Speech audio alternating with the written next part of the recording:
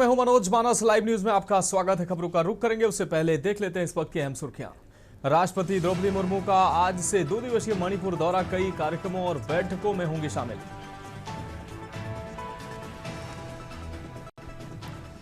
संसद का शीतकालीन सत्र का आज 9वां दिन। एसआईआर पर आज भी हंगामे के आसार। कल राहुल गांधी ने अमित शाह को डिबेट के लिए चैलेंज किया था। दिल्ली में संसद के बाहर एनडीए के सांसद दिखाएंगे एकजुटता की ताकत। प्रधानमंत्री मोदी ने एनडीए के सांसदों को डिनर पर बुलाया। देश के 12 राज्यों में एसआईआर का आज आखिरी दिन। ड्राफ्ट मतदाता सूची को 16 दिसंबर को प्रकाशित करेगा निर्वाचन आयोग। गोवा अग्निकांड के क्लब मालिकों का पासपोर्ट रद्द करने की तैयारी। लूथरा ब्रदर्स ने आग लगने के समय थाईलैंड के टिकट किए इंडिगो फ्लाइट से भागे। फ्लाइट उड़ने में 15 मिनट की देरी की जांच होगी। कंपनी को वजह बतानी होगी। निगरानी से जुड़े नियम तत्काल प्रभाव से बदले गए। आप देख रहे हैं के न्यूज, खबरों का सारथी।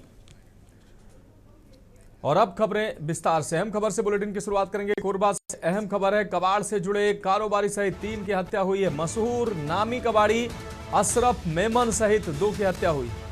अशरफ मेमन के फार्म हाउस में हत्या हुई है। तांत्रिक विद्या के चक्कर में ये हत्या बताई जा रही है।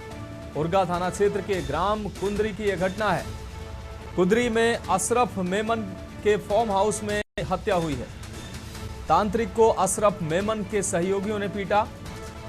तांत्रिक की हालत खराब हुई है, जिसको मेडिकल कॉलेज में भर्ती कराया गया। पुलिस 3 आरोपियों से पूछताछ कर रही है।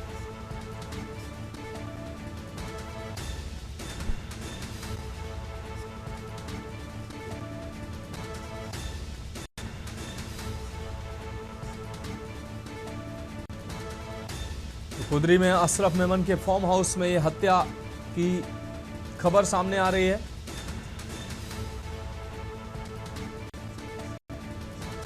तांत्रिक की पिटाई के बाद हालत खराब हुई, जिसके बाद मेडिकल कॉलेज में उसको भर्ती कराया गया है। पुलिस 3 आरोपियों से पूछताछ कर रही है।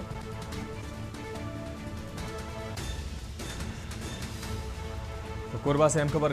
कबाड़ से जुड़े कारोबारी सहित 3 की हत्या हुई है। यह अहम खबर आपको कोरबा से दिखा रहे हैं। कबाड़ से जुड़े कारोबारी सहित 3 की हत्या से जुड़ी अहम खबर। हत्या से सनसनी फैल गई। अशरफ मेमन के फार्म हाउस में यह हत्या की गई है।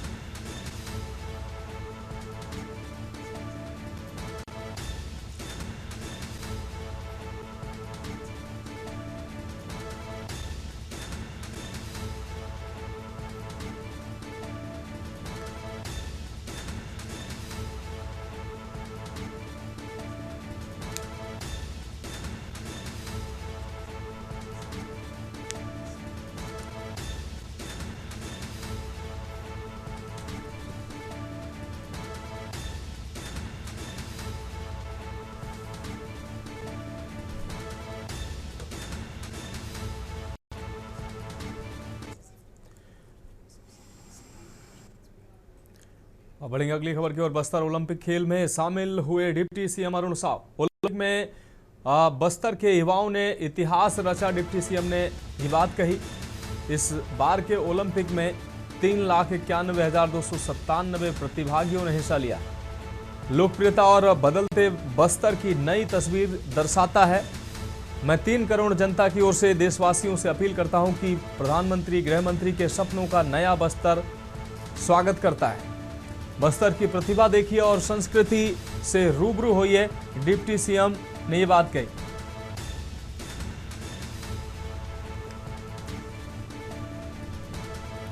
तो छत्तीसगढ़, खासकर बस्तर संभाग लगातार विकसित हो रहा है। बस्तर की प्रतिभा देखिए, संस्कृति से रूबरू होइए। डिप्टी सीएम ने ये बात कही।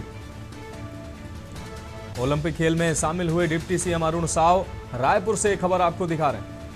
बस्तर ओलंपिक खेल में शामिल हुए डिप्टी सीएम अरुण साव। इस बार के ओलंपिक में 3,91,297 प्रतिभागियों ने लिया हिस्सा।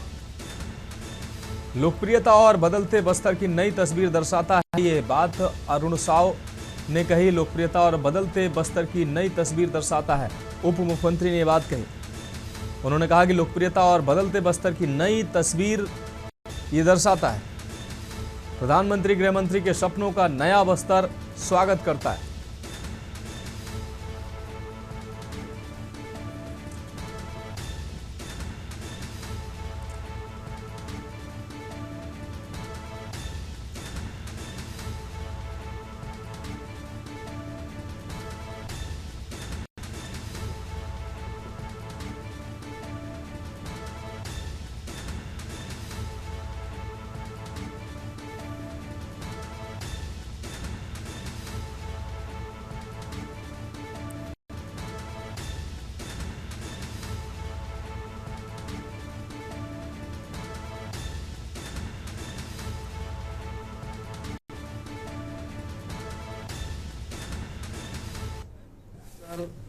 बरसात बस्तर बस्तर ओलंपिक का ऐतिहासिक आयोजन 11 दिसंबर को शुभारंभ होगा और 13 दिसंबर को समापन होगा। और इस बार तो बस्तर के युवाओं ने इतिहास रचा है।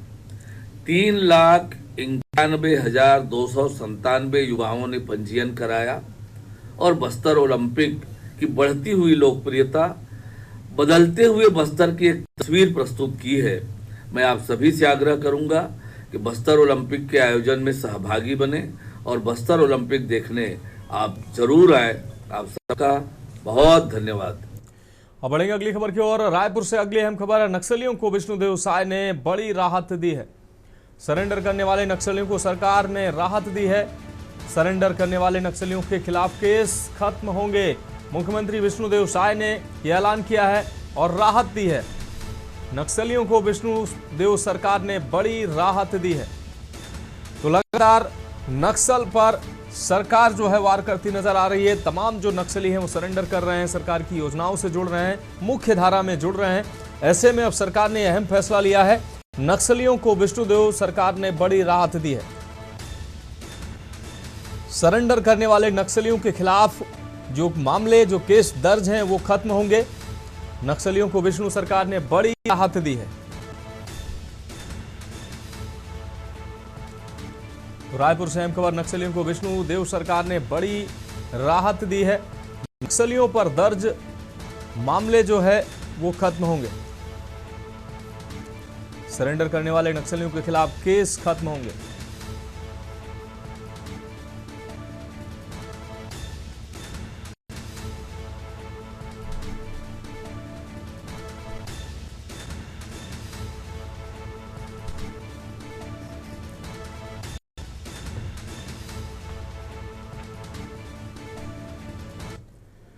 अब बढ़ेंगे अगली खबर की ओर। सोनभद्र में राष्ट्रीय ध्वज को देखने का मिल रहा है अपमान। विशिष्ट स्टेडियम तियरा में ध्वज का अपमान देखने को मिला।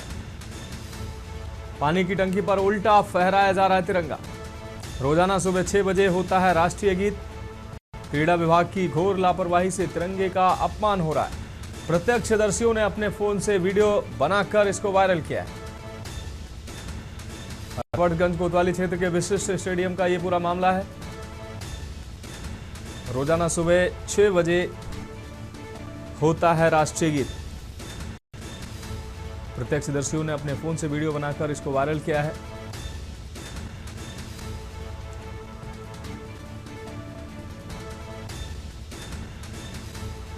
तो सोनभद्र में राष्ट्रीय ध्वज का अपमान देखने को मिल रहा है।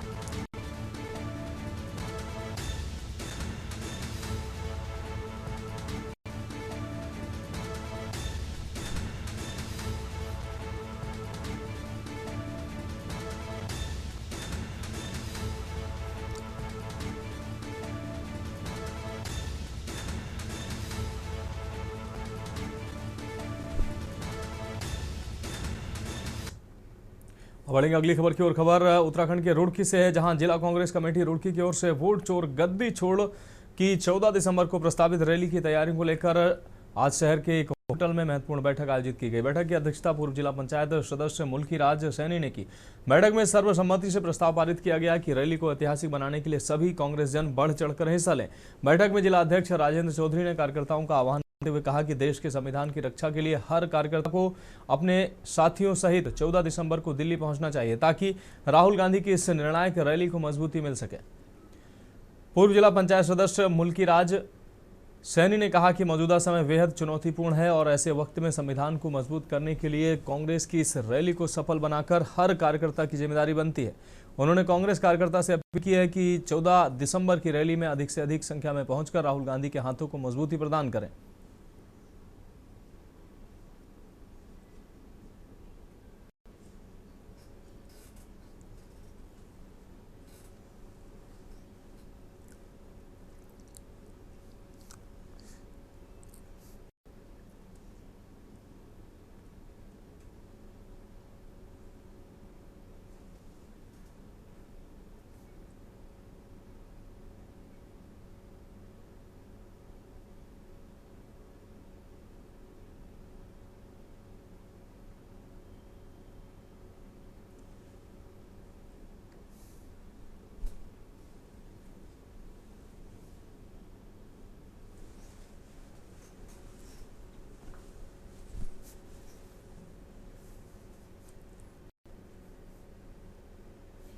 जो है वो तमाम कांग्रेस के साथियों को बुला के आगामी 14 दिसंबर की जो रैली है वोट चोर गद्दी छोड़, उसके उपलक्ष्य में बुलाई गई और रुड़की से 500 से ज्यादा लोग जाएंगे।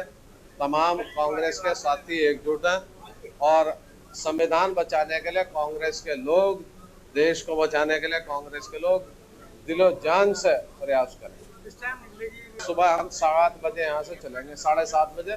7 बजे हम रोडवेज बस स्टैंड पे इकट्ठा होंगे। कांग्रेस के वरिष्ठ लोग हैं, उन्होंने आपके बीच में जो हमारे राष्ट्रीय लीडर राहुल गांधी जी हैं, उनके द्वारा जो दिल्ली में रैली रखी गई है उसके बारे में सब कुछ बताया और ये बताया कि वहां पर अधिक से अधिक जनता हम लेकर के जाएंगे और उसके लिए जो है बसों की और गाड़ियों की व्यवस्था की गई। तो दोस्तों, जिसके पास गाड़ी नहीं भी है तो उसके पास उपलब्ध करा दी जाएगी। सभी साथियों से हमारा निवेदन है कि ज्यादा से ज्यादा आदमी लेकर के आप लोगों को दिल्ली रैली में पहुंचना है। धन्यवाद।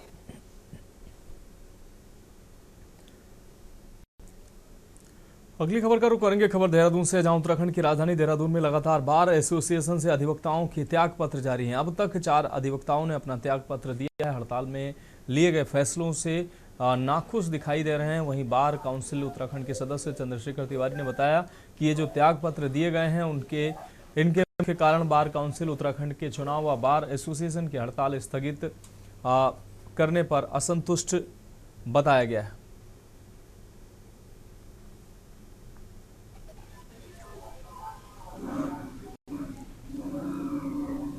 मैं आता हूँ, बात करता हूँ। मैं बात करूँ।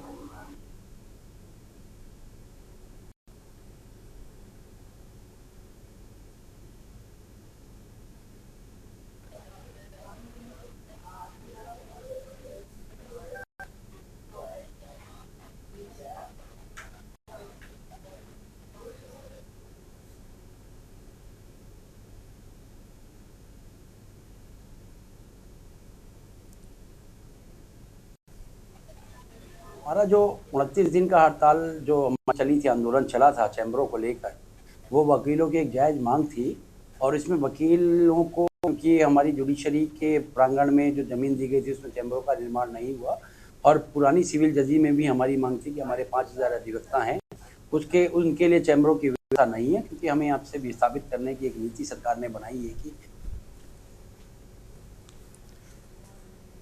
अगली खबर का रुख करेंगे खबर रुड़की से है, जहां सोलानी नदी के पुल के पास उस समय हड़कंप मच गया जब अचानक मगरमच्छ का एक बच्चा सड़क पर आ पहुंचा।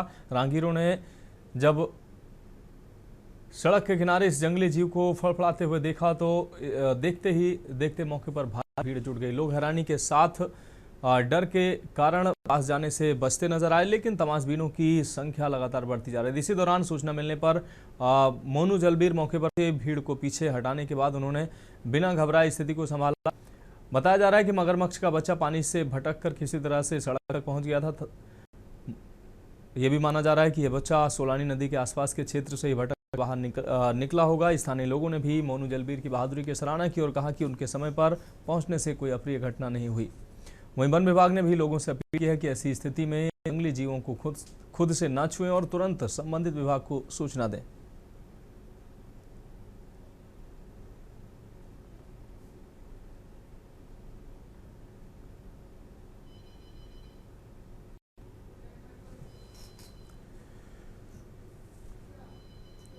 अब बढ़ेंगे अगली खबर की ओर। देहरादून से अहम खबर। वोट चोर गद्दी छोड़ रैली पर भाजपा ने कसा है तंज। 14 दिसंबर को दिल्ली में होगी कांग्रेस की वोट चोर गद्दी छोड़ रैली। वोट चोर गद्दी छोड़ रैली आयोजित होगी। वोट चोर से ही गद्दी छोड़ने पर मजबूर हुई कांग्रेस ने ये बात कही। महेंद्र भट्ट ने कहा, आपको बता दें, वोट चोरी से ही गद्दी छोड़ने पर कांग्रेस मजबूर हुई, ये तंज कसा है।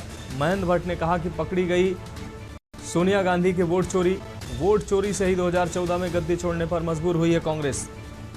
तो भाजपा ने तंज कसते हुए कांग्रेस की रैली पर तंज कसा है। कांग्रेस खुलेआम मतदाता सूची में घुसपैठियों की पैरवी करती है।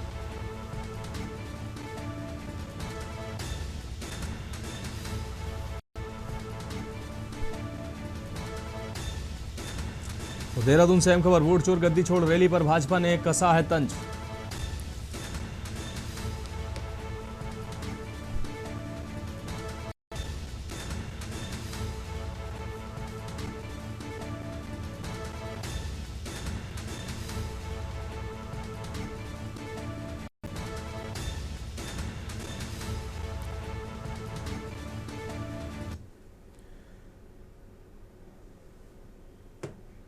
अब बढ़ेंगे अगली खबर की ओर। बिजनौर से अहम खबर। पटाखा फैक्ट्री में धमाके के बाद आग की घटना सामने आई। आग लगने भारी मात्रा में रखे पटाखे जलकर खाक हुए हैं।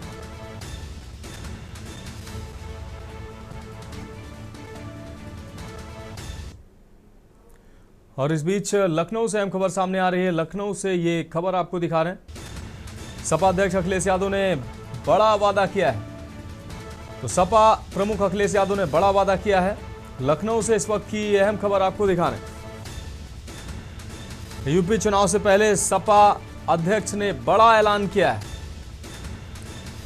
सपा के आधिकारिक ट्विटर हैंडल ने यह पोस्ट किया है। ट्विटर हैंडल से पोस्ट सामने आया है जिसमें कहा गया है अखिलेश यादव ने 2027 के चुनाव को लेकर यह बड़ा वादा किया है। 40,000 रुपए देने का वादा अखिलेश यादव ने किया है।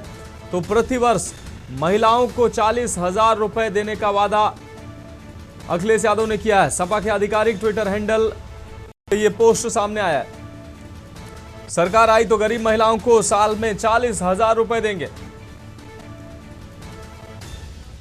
तो लखनऊ से अहम खबर। सपा अध्यक्ष अखिलेश यादव ने बड़ा वादा किया है।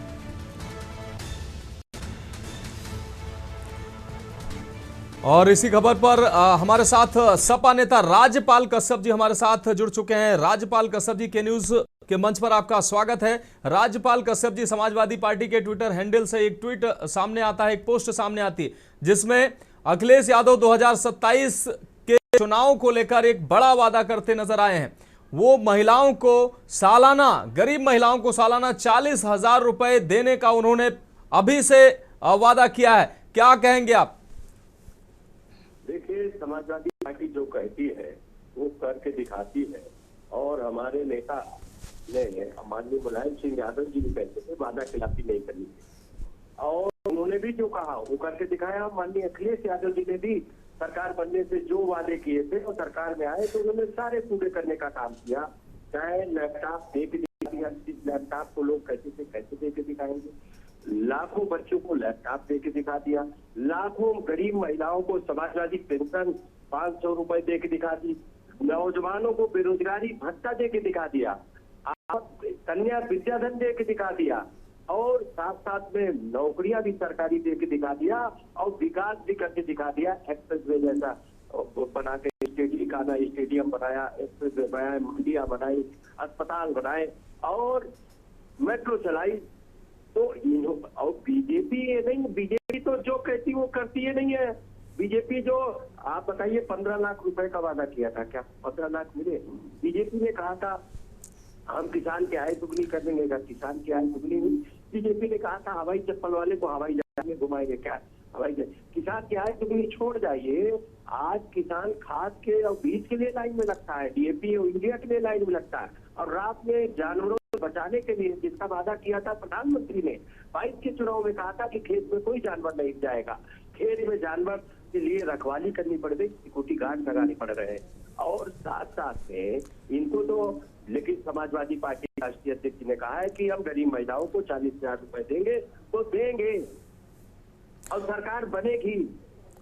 राजपाल कश्यप जी, कल मैं अखिलेश यादव को सुन रहा था। अखिलेश यादव कह रहे थे कि पिछले चुनाव में हमने 3,000 रुपए महिलाओं को देने का वादा किया था, इस हिसाब से 36,000 रुपए हुए और 4,000 रुपए उसमें इंटरेस्ट जोड़कर हम 40,000 रुपए महिलाओं को देने का काम करेंगे अगर 2027 में हमारी हमारी सरकार बनी तो। जी, निश्चित तौर पे उन्होंने ब्याज सहित देने का काम करेंगे। 24 में हमको जनता ने अपार जन समर्थन दिया।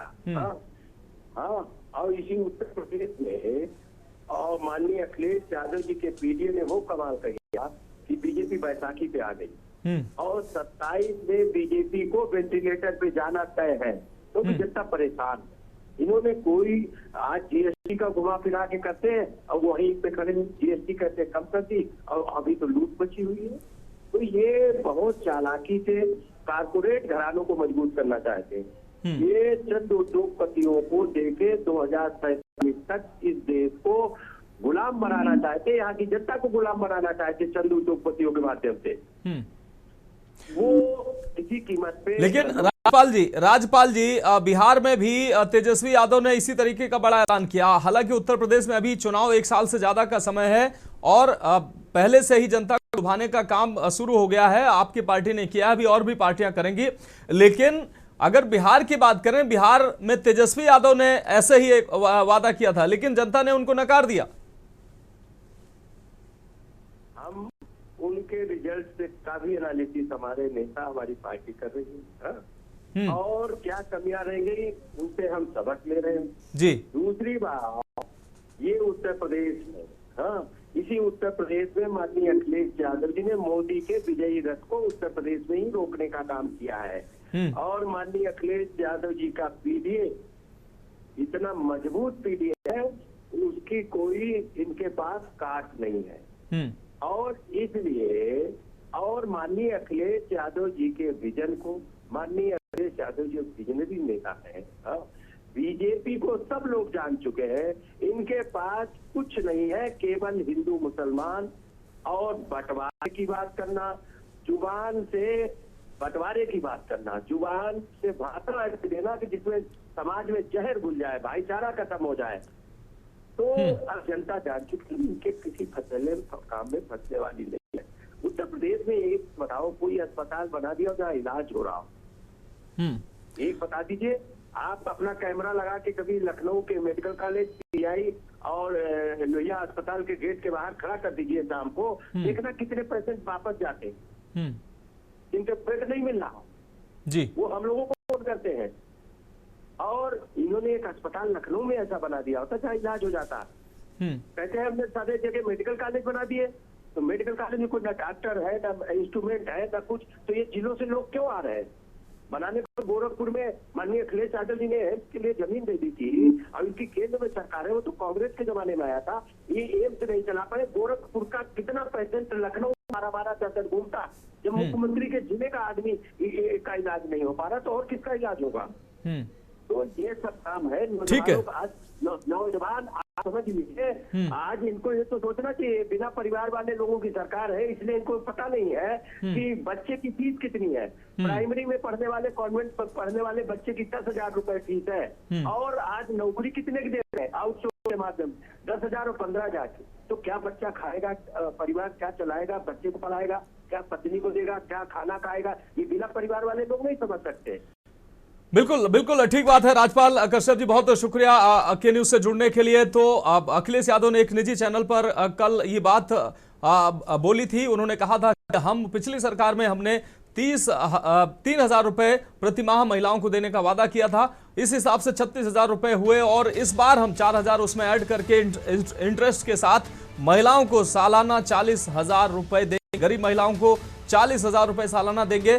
तो अभी से समाजवादी पार्टी की तरफ से, अभी चुनाव में लंबा समय है, लेकिन उससे पहले ही जनता को लुभाने का और एक माहौल बनाने का प्रयास समाजवादी पार्टी की तरफ से किया गया है। और आज समाजवादी पार्टी के ट्विटर हैंडल से भी ये पोस्ट सामने आई है, जिसमें साफ तौर पर कहा गया है कि समाजवादी पार्टी की सरकार अगर 2027 में बनती है तो 40,000 रुपए गरीब महिलाओं को, उत्तर प्रदेश की गरीब महिलाओं को दिए जाएंगे। तो निश्चित रूप से चुनाव से काफी पहले ही इस तरीके की अब जनता को लुभाने के प्रयास शुरू हो गए हैं। सपा अध्यक्ष अखिलेश यादव ने बड़ा बयान दिया था। कल एक निजी चैनल पर बात करते हुए उन्होंने ये बात कही थी। उसके बाद आज समाजवादी पार्टी के आधिकारिक ट्विटर हैंडल पर एक्स पर पोस्ट के माध्यम से ये बात सामने आई है, जिसमें कहा गया है कि 2027 में अगर समाजवादी पार्टी की सरकार बनती है तो महिलाओं को 40,000 रुपए सालाना के तौर पर दिए जाएंगे।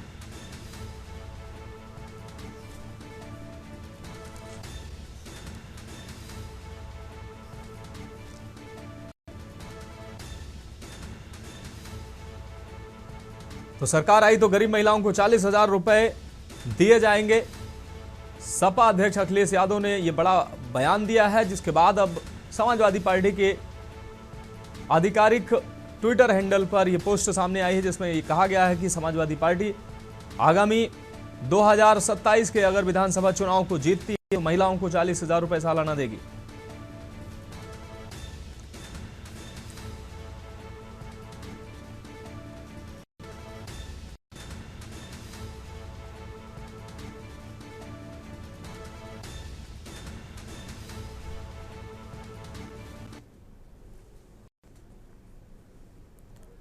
अब बढ़ेंगे अगली खबर की ओर। बिजनौर से अहम खबर है। पटाखा फैक्ट्री में धमाके के बाद लगी आग। आग लगने से भारी मात्रा में रखे पटाखे जलकर खाक हुए हैं।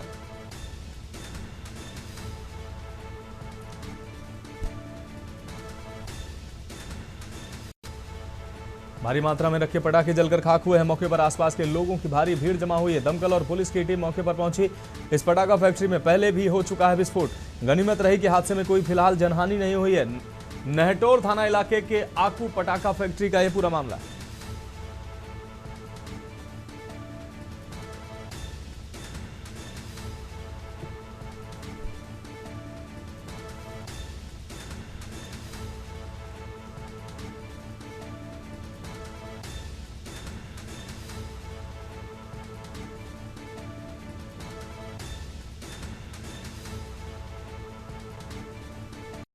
तो पटाखा फैक्ट्री में धमाके के बाद आग की घटना सामने आई है।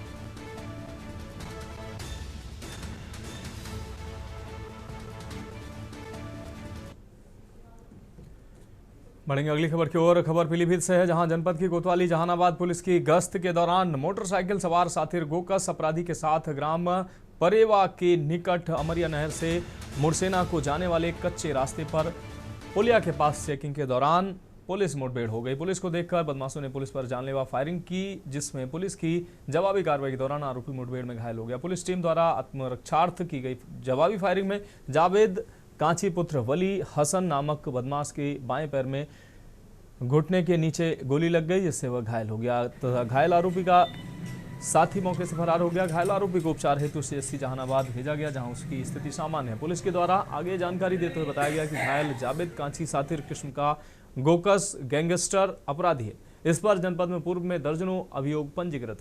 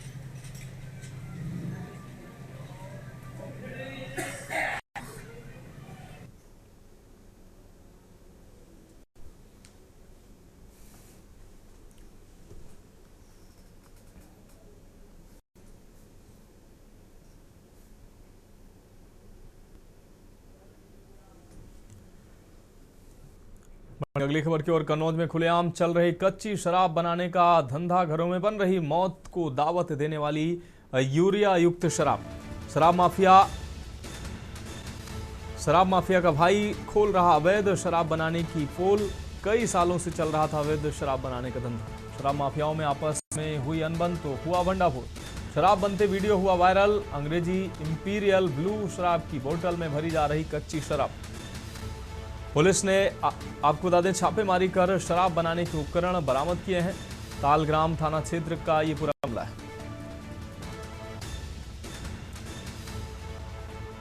सामने आए वीडियो में आप देख सकते हैं शराब बनाने के उपकरण बरामद हुए हैं। पुलिस ने छापामारी में शराब बनाने के उपकरण बरामद किए। शराब बनते वीडियो वायरल हुआ है।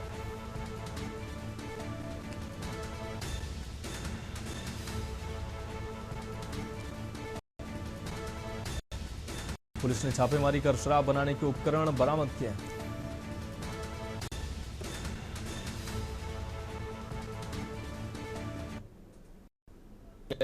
ब्रिजेश छोटा वो दारू उतारता है। दारू उतारता मतलब?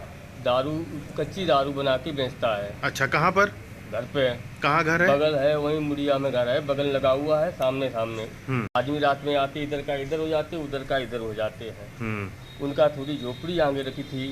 कल जैसे आग लग गई, हम लोग का नाम रख रहा हम है, मेरा छोटा लड़का। तो कल दारू बना रहा था? हाँ साहब। अच्छा। तो साहब आग लगी, हम साहब सो रहे थे, काम करके आए साहब सड़क पे, हम सो रहे थे। अब हमसे 100 नंबर पुलिस आई थी, चौकी वाले भी आए थे।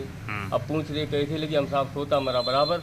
हम क्या साहब बताएं, यही साहब रात में भी बात हुई, हमने साहब क्या बताएं, सोता मरा बराबर। तो दारू ये कब से बना रहा है? 4-5 साल हो गए साहब। अगली खबर महाराजगंज से। घने कोहरे के कारण बड़ा सड़क हादसा हुआ है। डिलीवरी के लिए जा रही गर्भवती महिला की मौत हुई है। ग्राम आपको बता दें अजगरहा से नौतनवा जा रही थी महिला और उसका परिवार। बाबू पेंसिया के पास कार बस की आमने सामने टक्कर हुई है। हादसे में कार सवार 3 लोग गंभीर रूप से घायल हुए हैं। पुलिस ने जेसीबी की मदद से वाहनों को हटवाकर सड़क को खोला है। तो डिलीवरी के लिए जा रही गर्भवती महिला की मौत हुई।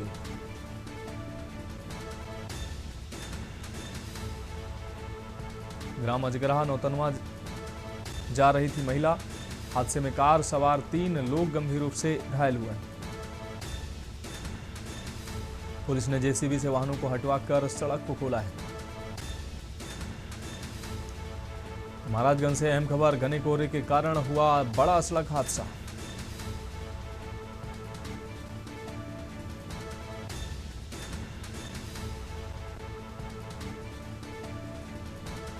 ग्राम अजगरहा से नौतनवा जा रही महिला और परिवार बाबू पैंसिया के पास कार और बस की आमने सामने टक्कर होने से महिला की मौत हुई है। कार सवार 3 अन्य लोग गंभीर रूप से घायल हुए हैं।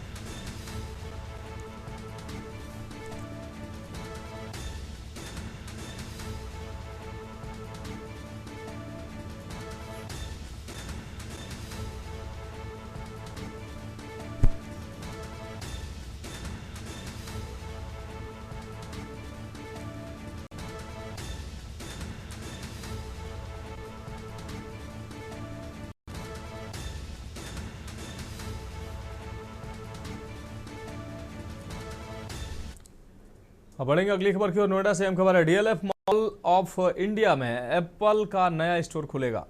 नोएडा का पहला, उत्तर भारत का दूसरा और देश का 5वां एप्पल स्टोर होगा। आईफोन 17 सीरीज, आईपैड प्रो और मैकबुक खरीदने की मिलेगी सुविधा। नोएडा स्टोर में टुडे एट एप्पल सेशंस की आयोजित होंगे। कंपनी के मुताबिक भारतीय ग्राहक बेहद खास हैं। भारत में पहला एप्पल स्टोर 2023 में खुला था। दिल्ली और मुंबई में एक साथ लॉन्च किया गया था स्टोर। कंपनी बेंगलुरु और पुणे में भी स्टोर शुरू कर चुकी है।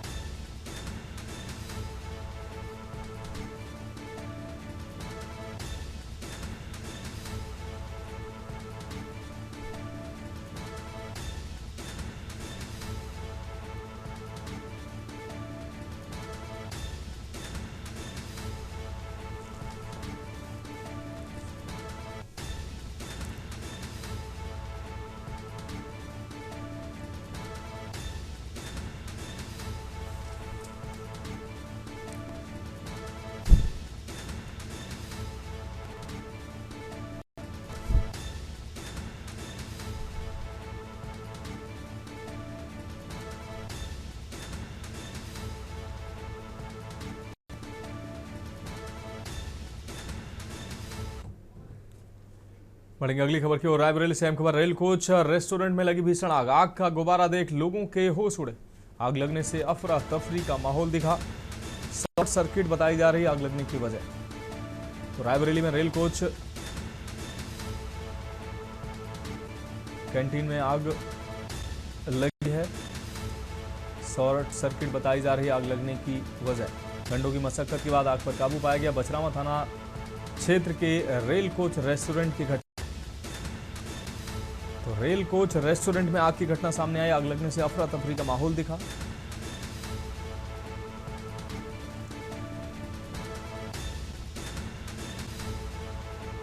घंटों की मशक्कत के बाद आग पर काबू पाया गया। बछरावा थाना क्षेत्र के रेल कोच रेस्टोरेंट की घटना।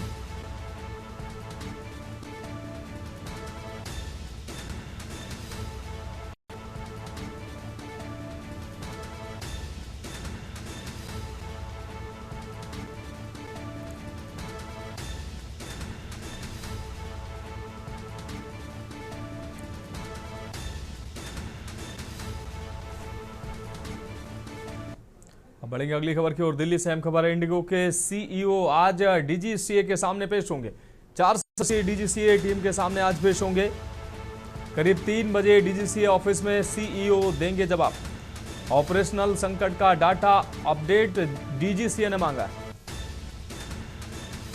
करीब 3 बजे डीजीसीए ऑफिस में सीईओ देंगे जवाब।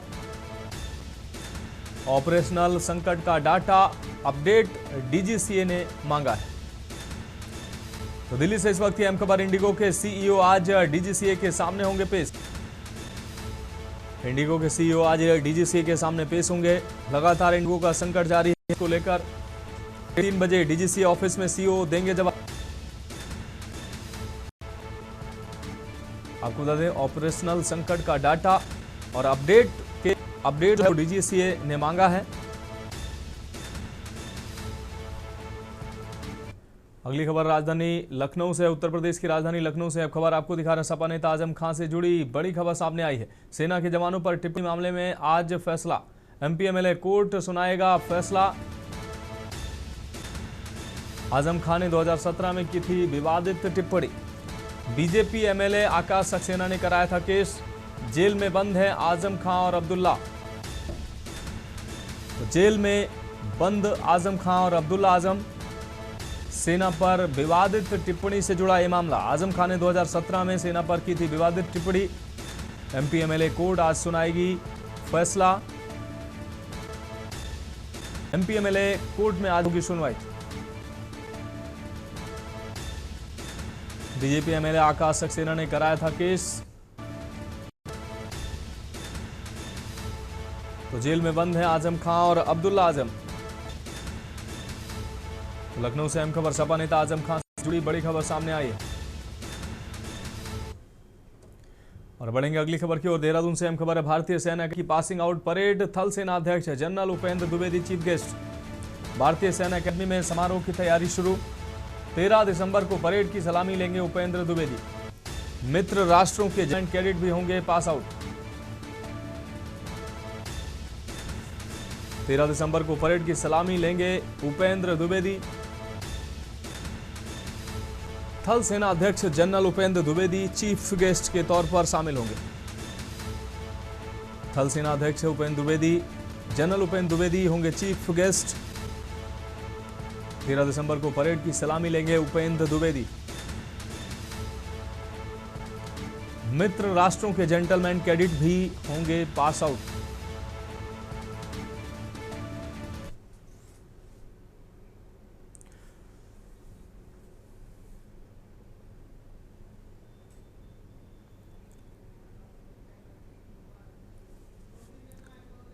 फिलहाल खबरों में अभी के लिए मेरे साथ इतना ही। मुझे दीजिए इजाजत और आप देखते रहिए के न्यूज इंडिया।